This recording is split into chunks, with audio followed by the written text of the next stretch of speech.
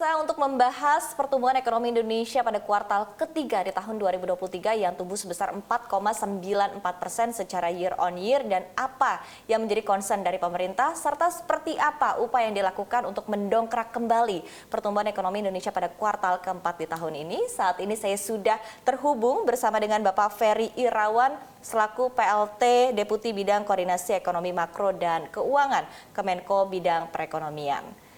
Pak Ferry, apa kabar? Terima kasih sudah bergabung bersama kami dalam CNBC Indonesia.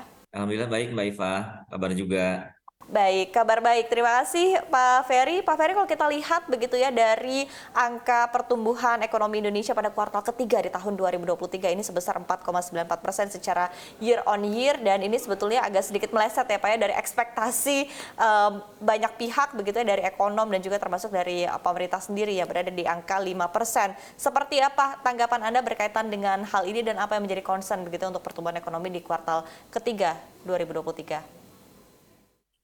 Baik Mbak Iva, makasih.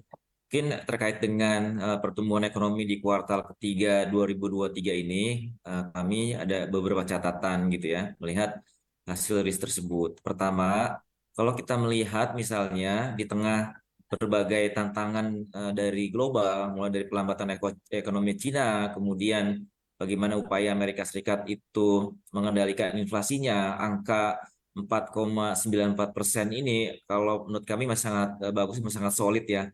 Maka sebenarnya kalau kita ukur berdasarkan kumulatif to kumulatif, angkanya itu masih sekitar 5%, Mbak Iva. Jadi mungkin ini satu hal yang menurut kami masih perlu kita syukuri. Ini kalau kita bandingin juga dengan beberapa peer kita, misalnya gitu ya, Malaysia, Meksiko, atau negara yang lain, itu kita masih lebih baik gitu. Karena bahkan di beberapa negara seperti Jerman maupun Arab Saudi itu malah kontraksi. Karena memang tantangan dari globalnya gitu, gitu kuat. Nah, kemudian yang hal menarik juga sebenarnya kalau kita lihat dari angka yang kemarin itu pertama angka PMTB Mbak Iva. PMTB kita di kuartal ketiga 2023 ini tuh mencapai 5,77% gitu ya, di atas 5%. Ini angka yang menurut kami sangat bagus. Itu karena target kita biasanya untuk mencapai angka di atas 5 persenan itu 5 sampai dengan 6%. Jadi angka 5,77 di kuartal ketiga kemarin itu yang bagus. Angka konsumsi rumah tangga pun kalau kami lihat kan masih sekitar 5% ya Mbak Eva. Jadi ini juga masih sangat bagus. Ini sebenarnya masih inline juga dengan berbagai indikator misalnya dari indeks keyakinan konsumen dari BI yang masih 121,7 ya per September. Jadi masih sangat optimis. Kemudian yang dari sisi lapangan usaha yang menarik juga Mbak Iva, industri pengolahan. Ini industri pengolahan ini kalau sebelumnya kan sekitar 4 persenan gitu ya. Di kuartal ketiga ini 5,2%. Ini satu angka yang menurut kami sangat bagus dan mungkin ke depan perlu terus kita jaga di momennya gitu ya. Karena memang di kita idealnya ini bisa tumbuh terus di atas 5%. Yang lain juga seperti sektor transportasi dan pergudangan, akomodasi dan makanan minum itu double digit. Ini sejalan dengan tadi kita peningkatan aktivitas ekonomi, kemudian ada confidence di masyarakat sehingga kunjungan wisatawan pun juga tetap meningkat gitu ya. Ini yang bisa sangat terrefleksi dari hal tersebut. Yang bagus juga sebenarnya yang kemarin itu adalah kualitinya gitu. Jadi growth yang 4,94 year on year atau 505 kumulatif to kumulatif ini juga diikuti dengan penurunan angka pengangguran terbuka gitu ya menjadi 5,32% atau dengan kata lain angka terdapat angka penyerapan tenaga kerja sebesar 4,55 juta ini. Ini mungkin yang satu hal yang momentumnya perlu terus kita jaga. Ini juga kemudian kenapa kemudian pemerintah merilis kebijakan yang kemarin gitu ya, yang intinya memperkuat ekonomi domestik dengan apa menjaga konsumsi melalui bansos dan bantuan pangan. Di sisi lain kita tadi untuk menjaga momentum PMTB tadi kita dorong juga melalui stimulus sektor perumahan. Itu mungkin kira-kira summary atau catatan kami terkait dengan rilis yang kuartal ketiga kemarin, Mbak Iva. Baik Pak Ferry, saya sebetulnya juga kemarin sempat berbincang begitu Pak dengan sejumlah ekonom dan memang yang di-highlight begitu oleh para ekonom ini adalah seperti apa upaya yang dilakukan oleh pemerintah untuk terus menjaga daya beli masyarakat dan tentu ya apresiasi begitu bagi pemerintah terkait dengan kemarin kebijakan fiskal yang sudah dirilis, tapi sejauh ini begitu ya optimisme dari Kemenko bidang perekonomian sendiri bahwa insentif fiskal yang diberikan kepada pemerintah ini betul-betul bisa mendorong daya beli masyarakat khususnya pada kuartal keempat di tahun 2023 ini Pak. Ya, ini kan kalau kita lihat stimulus fiskalnya ini secara umum ada dua sisi gitu ya. Pertama, tadi kita tetap menjaga tingkat konsumsi masyarakat kita, karena memang ini share yang terbesar di dalam PDB kita. Yang kedua tadi, kita ingin juga menjaga momentum yang di PMTB-nya nih. Maka kemudian kalau kita lihat yang untuk menjaga konsumsi itu kita tambahin yang bantuan pangan di Desember. Kemudian juga bantuan satu hal yang juga jadi concern kemarin itu kan mengenai El Nino gitu ya, mengenai bagaimana dampak El Nino terhadap masyarakat kita. Sehingga untuk mengadres concern tersebut, pemerintah juga memberikan bantuan langsung nih yang besarnya 200.000 per bulan itu selama November sampai dengan Desember 2023 gitu ya, sebesar 18, juta KPM. Ini sekali lagi kita harapkan bisa tadi menjaga daya beli. Tentu inflasi sampai dengan akhir tahun itu akan terus juga kita jaga, Mbak, untuk pada kisaran yang memang sesuai dengan target pemerintah gitu, pada kisaran 3%. Nah, yang lain juga adalah untuk menstimulat. Kita kan tahu bahwa salah satu pelaku ekonomi terbesar itu adalah UMKM. Nah, pemerintah itu punya juga instrumen gitu ya untuk tetap menjaga stimulasi itu dengan penyaluran KUR. Sehingga kemarin memang salah satu juga yang kita dorong itu adalah tadi memastikan target penyaluran KUR itu bisa kita capai gitu ya di sesuai dengan plafon yang telah ditetapkan pemerintah. Beberapa upaya yang kita lakukan tadi bekerja sama dengan semua stakeholder. Jadi kita di KUR itu punya Komite Kebijakan Biaya UMKM, Mbak Iva. Ini isinya hampir semua KL yang terkait, Kementerian Keuangan, Kementerian BUMN, karena mostly penyalur KUR yang dominan adalah Himbara gitu ya. Memang dikelola oleh Kementerian BUMN. Yang lain juga kementerian sektor gitu ya. Ini yang terus kita coba engage peran penting dari masing-masing stakeholder tadi, sehingga kita terus dorong untuk mengoptimalkan penyaluran KUR ini di periode November Desember ini. Ya. Yang lain tadi seperti yang kami sampaikan di awal, ini kita pengen jaga betul nih yang PMTB, Mbak. Karena kalau sudah dengan angka Q3 itu kan secara growth maupun secara kontribusi itu udah bagus ya. Ya. Di atas 5, kemudian share-nya itu juga udah mendekati ke 30%.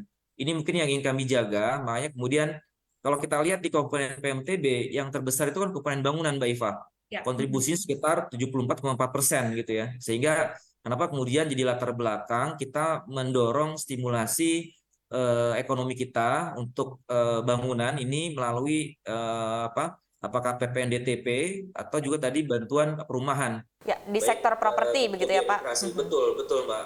Dan kalau kita lihat kan mudah-mudahan angkanya juga bisa cukup mendorong gitu ya, karena angka nilai rumahnya kan yang kita berikan fasilitas itu kan 5 miliar ke bawah gitu ya. Dengan tadi batasan PPN yang didorong itu yang 2 miliar gitu. Jadi yang diberikan fasilitas PPN DTP-nya. Yang lain juga untuk terkait properti misalnya ini pembebasan PPN untuk harga rumah bersubsidi itu pada kisaran 350 juta gitu ya. Jadi ini yang kita bebaskan 350 juta ini. Jadi kombinasi antara PPN DTP, kemudian pembebasan PPN untuk yang nilai 350 juta, kemudian bantuan biaya administrasi, ini kita harapkan bisa melengkapi berbagai program pemerintah yang terkait dengan PMTB ini. Karena kan tadi kita masih punya PSN, kita punya belanja modal gitu. Jadi jangan dilihat stimulus ini hanya satu sisi, tapi juga ini adalah on top dari kegiatan reguler yang kita lakukan gitu. Sehingga kalau dari sini mudah-mudahan momentum kita untuk tetap menjaga stimulasi ekonomi domestik dengan baik stimulus yang kemarin maupun program reguler itu kita harapkan bisa jadi leverage untuk kita mengawal angka growth kita di Q4 maupun overall tahun 2023, Mbak Iva. Baik. Nah, ini menarik Pak Ferry begitu karena kalau kita lihat begitu timelinenya saat ini juga sudah semakin mendekati pertengahan November dan disebutkan juga sebelumnya begitu bahwa bantuan beras khususnya berkaitan dengan El Nino ini juga akan terus dikebut begitu di pertengahan November akan mulai didistribusikan, disalurkan kepada masyarakat. Tapi di satu sisi apakah pemerintah juga berkejaran dengan waktu begitu Pak? Karena waktunya memang artinya tinggal 1,5 bulan lagi ya. Untuk menggenjot begitu pertumbuhan pada kuartal keempat. Apalagi tadi di satu sisi juga disebutkan begitu Pak bahwa sektor properti ini juga terus didorong oleh pemerintah agar terjadi peningkatan begitu di sektor ini. Tapi di satu sisi apakah pemerintah juga artinya melihat sebetulnya daya beli masyarakat ini masih baik begitu ya. Tapi masyarakat mungkin wait and see menunda begitu pembelian sehingga akhirnya perlu distimulus oleh pemerintah. Pak Ferry. Betul Mbak. Jadi ini sebenarnya stimulus kemarin itu memberikan pesan bahwa pemerintah pun itu bekerja bukan dalam konteks yang biasa-biasa saja gitu ya. Jadi kita tadi sekali lagi stimulus ini adalah on top dari kegiatan reguler yang kita lakukan. Nah ini kita menyadari betul concern waktu yang kita punya tinggal 2 bulan lagi. Makanya kemarin Mbak kalau kita di internal pemerintah itu regulasi terkait dengan PPNDTP ataupun juga bantuan biaya administrasi itu kita speed up tuh penyiapan regulasinya. Mudah-mudahan di awal minggu ini itu udah bisa kita tanda tangani karena proses pembahasannya secara legal itu sudah selesai sebenarnya tinggal administrasi pengundangannya saja. Jadi kita harapkan ini bisa terus kita selesaikan sesuai dengan timeline kita. Kemudian nanti juga untuk pengawal ini saya juga tetap nanti merencanakan ada monitoringnya Mbak. Jadi setelah regulasi ini kita terbitkan, kemudian terima kasih juga nih CNBC yang bantu mensosialisasikan program ini. Kami harapkan tadi di samping pelaku usaha, tentu kita harapkan juga masyarakat tahu gitu ya, sehingga bisa juga proaktif. Kemudian kalau ini kita combine juga dengan kegiatan monitoringnya, kami merencanakan juga ini akan kita monitoring reguler, Mbak, dengan waktu yang ketat gitu ya, hingga saya harapkan kalau ada kendala atau tantangan dalam pelaksanaan itu kita bisa ambil segera tindak lanjutnya atau keputusannya gitu ya, untuk modifikasi. Nah kalau ini bisa kita lakukan, mudah-mudahan tadi ini bisa memberikan kontribusi yang penting gitu Mbak dalam konteks kita menjaga growth kita di 2023 maupun juga stabilisasi harga kita di akhir 2023 ini Mbak Iva. Artinya sekali lagi in recap begitu ya Pak ya, untuk bantuan sosial ini akan bisa diterima oleh masyarakat di pertengahan November untuk tadi bantuan beras, dan untuk BLT juga sama begitu ya Pak ya, di pertengahan November ini akan diterima oleh masyarakat Indonesia.